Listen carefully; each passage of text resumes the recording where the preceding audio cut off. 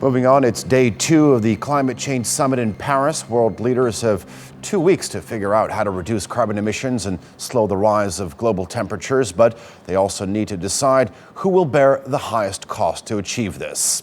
All right, well, joining me now from the Paris Climate Change Summit is Craig Kapitas. He's TRT World's business editor at large.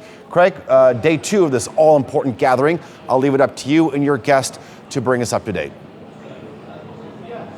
Well, yeah, day 2 is Eat Your Peas Day. The talks are now very complex, and the syntax is designed to not offend anyone.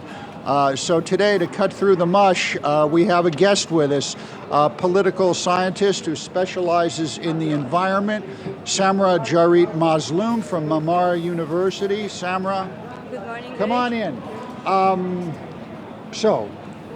Help us here. Secretary of State John Kerry of the U.S. said in November that there was no way there would be any legally binding treaty coming out of the Paris talks. So why are we here? To have an agreement, a binding agreement. I think Secretary Kerry's statement was confusing and unfortunate because of timing.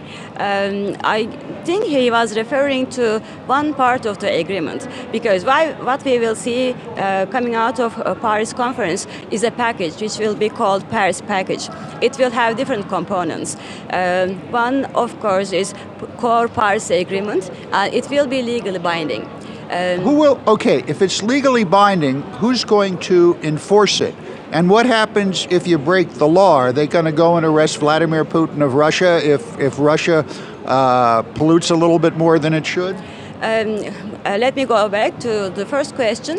Secretary Kerry was referring to national pledges, which is called officially INDCs. We will see Paris Core Agreement binding, but not INDCs as legally binding as the Core Agreement. So there will be no insurance mechanism to make those INDCs, national pledges, binding. And of course, there is suspicion on the level of enforcement. Those pledges will be subject to. Of course, many parties and civil society organizations are expecting to see a binding compliance mechanism, but I guess, unfortunately, parties will not agree on binding compliance system. Okay, now, one of the things that we're not hearing a lot about here is alternative energies, which I know you've been studying at Marmara University.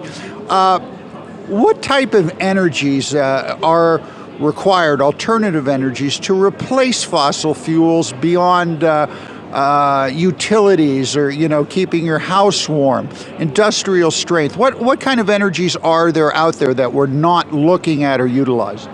When it comes to technology as an option to fight climate change, best is energy saving. The best energy is saved energy. So we have to invest in energy saving and energy efficiency technologies first. It is essential for developing countries, first including Turkey.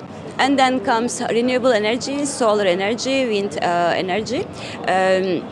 There are great potential in many developing countries to have their energies, electricity from renewable energies. So first way to look at to reduce greenhouse gas emissions and concentration of greenhouse gas emissions in the atmosphere is renewable.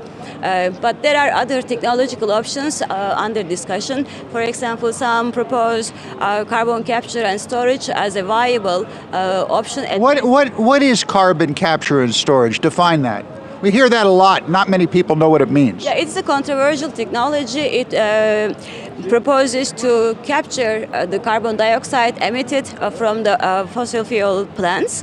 For example, coal-fired power plants, and then store it underground or under ocean. So it is not a plausible option. Okay. Well, there you have it. A couple of more solutions here. And back to you guys in the studio, and we'll see you in an hour with more. Exactly, yeah. Craig Kapitas, live for us at the Global Climate Change Summit in Paris. We'll be coming back to you throughout the day.